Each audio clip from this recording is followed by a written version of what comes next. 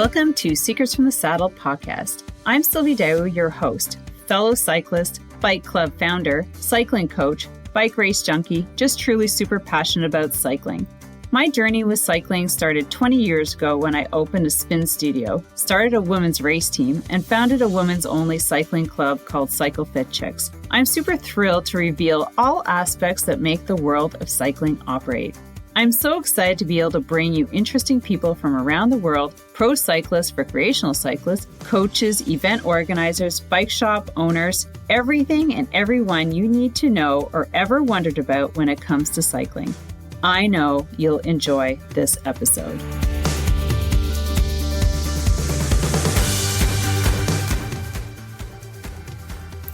All right, everyone, welcome to Friday's episode of Secrets from the Saddle, all things cycling podcast. And today I've got a really special episode for you. I don't know if you're following me on Instagram, you would have seen that last weekend I went and I participated in my first ever gravel race. Okay, so let's just in context. My first ever gravel race. So make sure you follow me on Instagram because I'm putting up all the pictures and some reels from it and things like that. But here's how it went down. So it was my first ever gravel race, and I just got my first, I want a gravel bike, but I couldn't afford a gravel bike. So who here is in the same boat who would love to own a $4,000 gravel bike, but just can't afford it? So, I choose to put my money in other places. It just wasn't the time to splurge on that kind of expense when we're trying to become debt free, if you know what I mean. But my friend Jason, and his episode is going to be coming up very shortly, is he has a retro bike shop.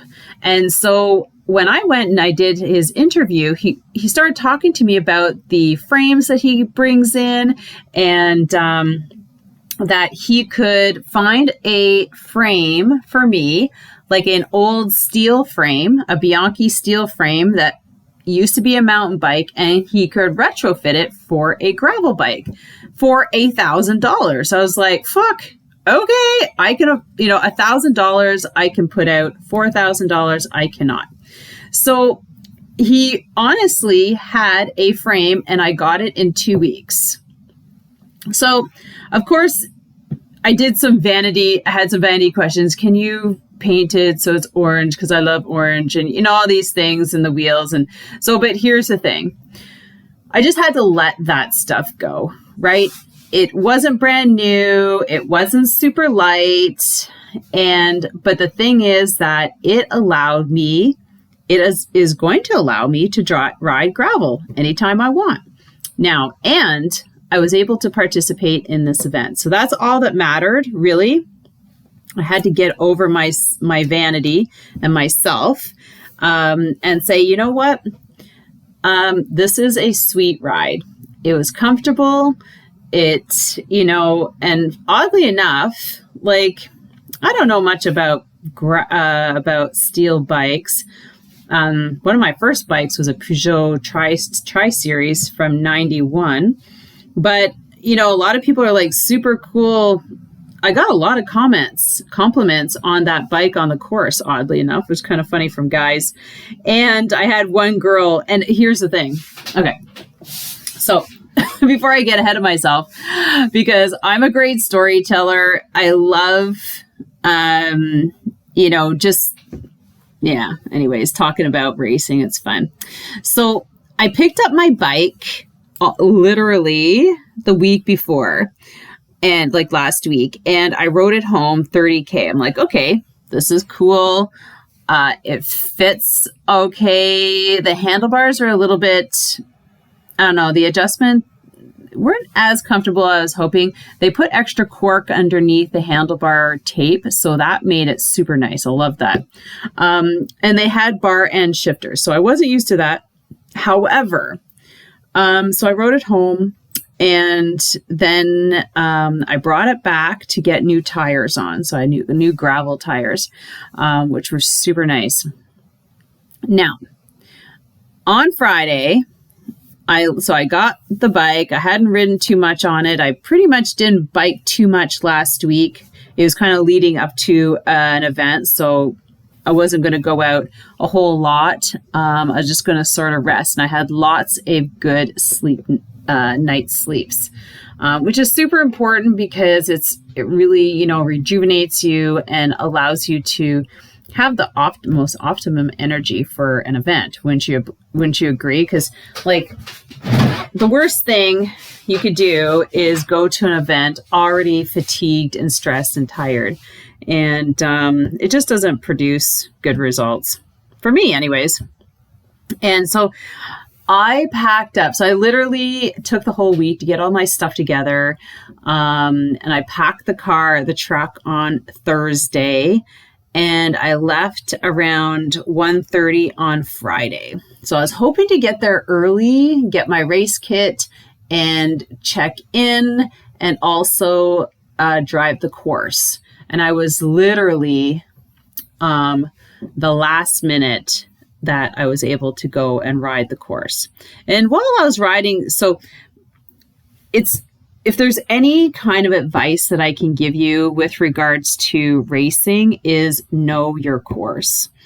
Get on your course, whether you get to bike it ahead of time or drive it. It is so important so that you know where you're going and you can kind of plan your strategy and figure out this hill. Okay, I got that hill, and always knowing ahead of time creates a less daunting kind of feeling when you're going out there and you're just following people and you don't really know. Anyways, I've always been a planner. I've always believed that getting ahead of the time, riding the course, driving the course. I've always done that in my years of racing and team management. It was one of those things that was put into the schedule where we got there ahead of time and we went exploring. So I was able to do that, literally rolled back in when it started getting dark and I had to put up my tent and everything. But I was glad I did. And in the meantime, I was like, you know what? I forgot my bike shoes. So I don't know about you, but this could probably throw anybody into a hairspin and a tizzy. But the thing is that I brought my hiking shoes. I did have flats already on the bike. And to be honest, my mountain bike shoes had been causing me some issues. And there was just one spot that it rubbed right on the top of my foot. And I continuously got blisters. So I was like, you know what? I'm kind of glad that I'm not wearing those shoes. And I don't really care. Flats, I think I bounced out of my bike at least just once, but flats, I can still power up my hills. And you know what? It was a lot better for my knees because they had been bugging me from the season. So I just, I said, okay, I got hiking shoes. And, one of the girls passed me. She's like, oh my God, wow, I can't believe you're racing in flats. Good on you. I was like, I'm missing a little bit of the back pull, but the rest, you really do have to hammer down. And it doesn't matter if you've got flats or you're clipped in, you still got that motion. So anyways, and then I slept there that night. I had an amazing sleep. And then I got up and, I met some of my neighbors, some guys who were camping right beside me, super nice guys. I woke up an hour late to eat. I was because I was going to wake up at 6 and start eating. Here's another tip for you. In events, and this is one of the things my coach taught me in 2005 when I started racing. Start eating 4 hours before your race time. Now, yes, that means you might have to wake up in the middle of the night to start eating. And if you've ever read any of Joe Friel's books, he talks about this, getting about 800 calories into your body before you start your race event. So you're at an advantage, a caloric advantage when you start. You've already got those calories in, and they're already translating into energy. And all you have to do is maintain while you're racing with your bars, your whole snacks, like whatever, your electrolytes, things like that. So I was able to make my shake. I had pre-blended it the night before. And then I just made some extra food. So I had rice and I had lentils to eat during my lap times, because I was just like, oh my gosh. All right, friends, we're going to stop for one hot minute to tell you about some exciting stuff that I have going on.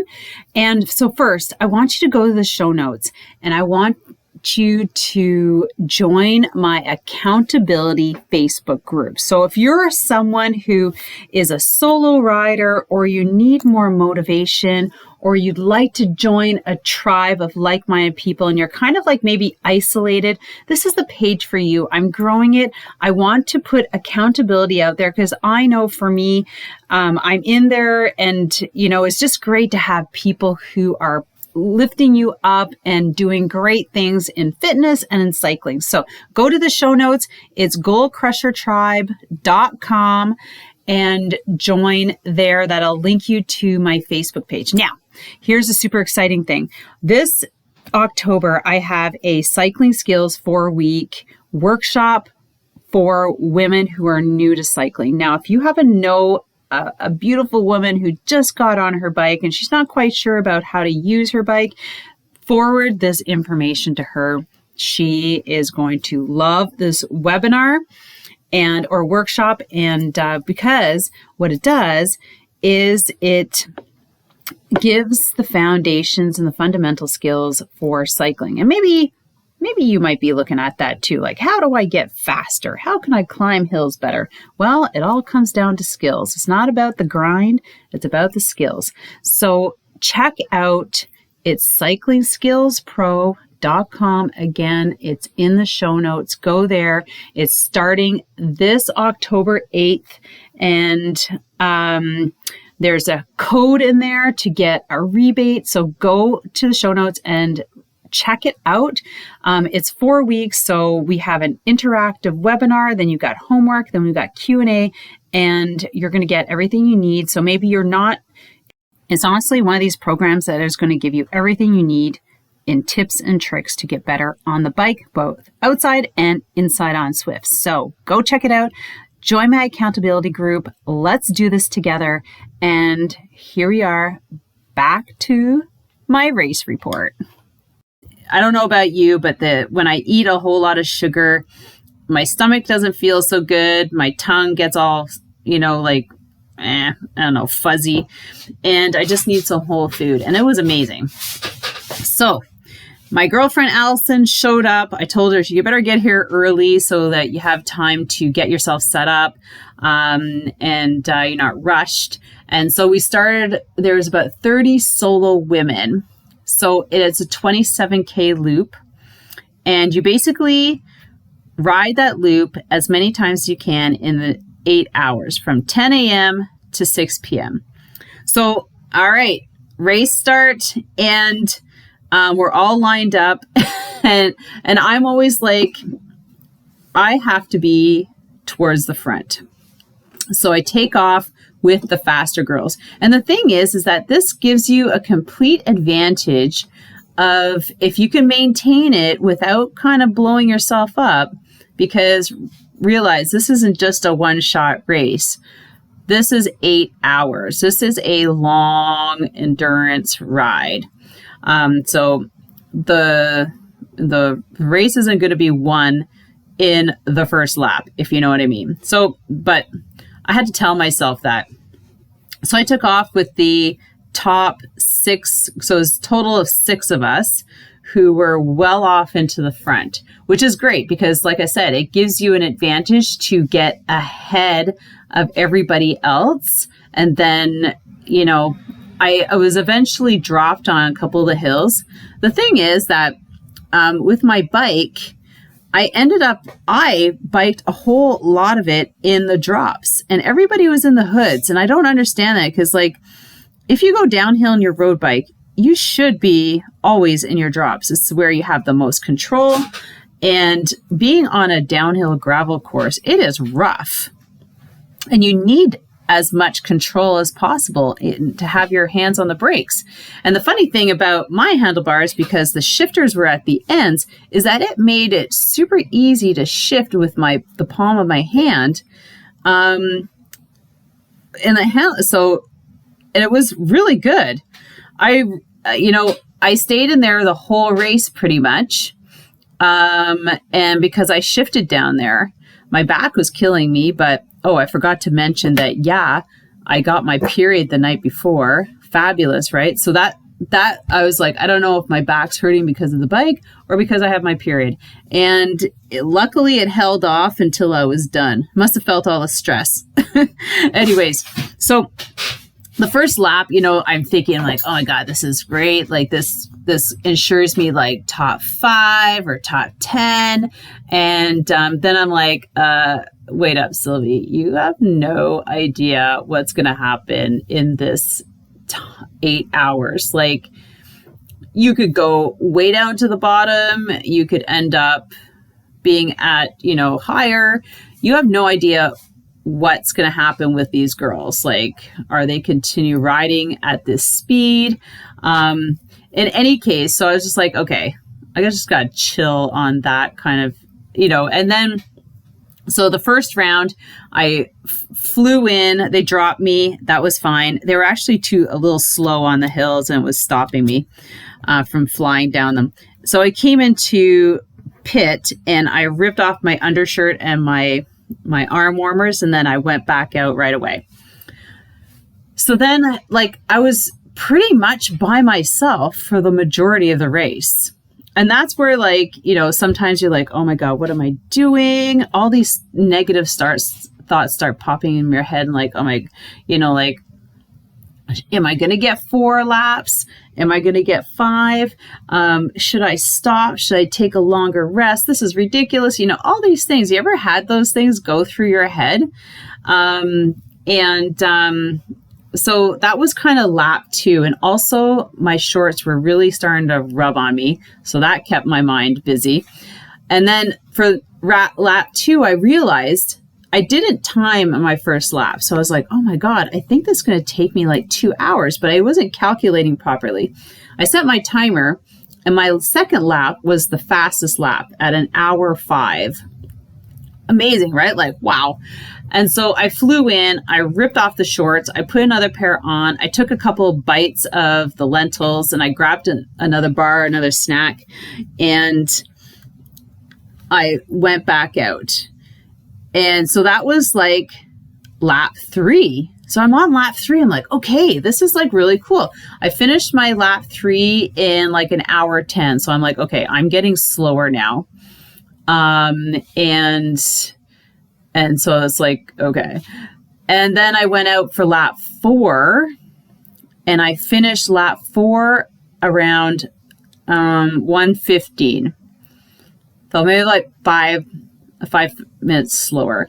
I was like, okay, that's cool. It's at 3:00. We basically have 3 hours left. I will go out for my last lap. I got 3 hours. And wouldn't you know, so I'm thinking that I'm like, I can just dawdle my way. But then I was like, we're being timed, right? Like, how does this work with timing? And so I stopped. You're going to love this, because this is the competitive side of me. So I come up to this lady, and she's a little slower. She was walking on the hills. I'm like, what are you doing walking on the hills? You can just, go into a lower gear and go really slow instead of, so you could save your legs. And she's like, oh, and then I was like, oh, what lap are you on? She's like, 4. I'm like, oh, okay, cool. She's on 4. I'm on 5. We're not in contention. And then this other chick rolls up, and I dropped the other one on the hill, and then we started talking. She's like, yeah, I'm on lap 5. I was like, lap 5? I was thinking in my head, oh my God, this is my competition. I'm like, I didn't want competition lap 5. I just wanted to like cruise in. And so I literally dropped her on a downhill. I was like, I have to keep going forward faster. And the thing is that my last lap was like an hour and a half, but I actually stopped for like 5 minutes at one of the aid stations to say hi to some guys there because I thought they were really funny. And I just wanted to, like I said, my last lap, I'm going to say hi. So then I'm just like, oh my gosh, I just got to keep going. I can't stop. I can't slow down. I don't want her to pass me. I want this spot. And so she never did. So every time somebody passed me, I'm like, I hope that's not her. The funny things that go through your head, right? I'm being completely honest. This is like, I don't want her to pass me. Like, fuck this. I'm going to move my ass. But then one girl did pass me. And for the life of me, there was no way I could even catch her. But I was like, okay, you can have it. Good on you. 25 years younger. And, yeah, I can use that card. I'm 50 and these little chickies are, 25, or even younger. Who knows? But I rolled in and you had to be in 20 minutes to 5 in order to be able to go out for a last lap. Because you had to finish at 6. If you didn't finish at 6, it didn't count. So the thing is, like, if I was to go out and I wouldn't come back in time, then I did that whole lap for nothing. So I just stopped, and it's amazing how much your body just is in so much pain when you stop riding. Like, you can't even move. Your joints are so stiff. It's unbelievable. And Allison was already there. She's already like changed and everything. I was like, oh my God. But in any case, guys, like, I just like go and step out of your comfort zone. So that's why in the last episode of my podcast, my episode on Friday, I asked for people to share with me different events in your area. So if you're still listening, I'd love to know what type of events, whether they're mountain biking, road, or gravel, that are in your area, because I'm looking for things for 2022 to do. And are you already looking at your calendar? And if you're looking at your calendar, do you know what you're going to be doing for your winter training? Have you got that set up? Because I am looking at, like, I'd like to find a couple events south of the border, like into the States. I got to cross my fingers that we can go over and participate in them. Like, I know there's lots of cool stuff in Canada, and I'd love to know what's happening, because like literally this we just saw on a random gravel page. But I love for those shares. Tag me on Instagram. Tag me in your stories, put it up, send it to me. I'll share it. I would love to do something extraordinary over the border. So I need to know what those are so that I can put them in my schedule now and I can set up my training for the winter. And speaking of training for the winter, guys, I have a winter 16-week road cycling program. It doesn't matter what you ride. Skills are the same. Same skills in gravel, road, fat bike, mountain bike. And I can tell you that when I was watching some techniques on the weekend, is that a lot of things could have been better with proper gearing. And I'm telling you, that course was like, it was ups and downs. It was rollers, and quick, fast changes were required. And if you're not used to that, you could be gearing and grinding too much. So this is what is part of this program. You're going to learn how to gear properly. You're going to learn how to climb hills like a rock star. You're going to learn how to smooth out your pedal stroke, changing, getting in and out of your saddle, the transition for sprinting and for hills. And also you're going to learn about nutrition. So this is my 4-week road cycling program for women. And it's for guys too, but it's all geared towards cycling skills. You get 1 webinar a week, which is going to give you the demonstration, the description, like your explanation, and then you're going to practice with me during the webinar, and then you're going to get homework. And then there's a Q&A. So what my philosophy is to really put as much information out there as possible so that you, the road cyclist or the cyclist, can get as much out of it as possible, right? Because it's not really useful if you don't get as much understanding to implement. And so this is a quick 4-week. You get 1 skill a week. It's my cyclingskillspro.com. It's in the course descriptions. And then there's a longer one. It's 16 weeks. And that's when you really get all the skills drilled into you. You can use it while you're riding on Swift. It's super amazing. I've been doing this for 16 years and people love it because they don't forget. So with that, have an amazing day. Remember to share with me the events in your area. And don't forget to follow me. And I appreciate you so much for being a listener. We've hit over 50,000 downloads. I'm so excited. Please share and have an amazing day.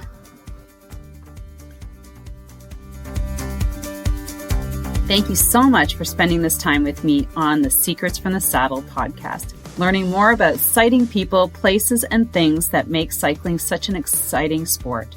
I am so glad you stopped by today. Please leave me a review if you feel so moved to do so. I would love to hear your feedback. And if you could take 1 second to share this episode with someone you think would enjoy it, I would be forever grateful.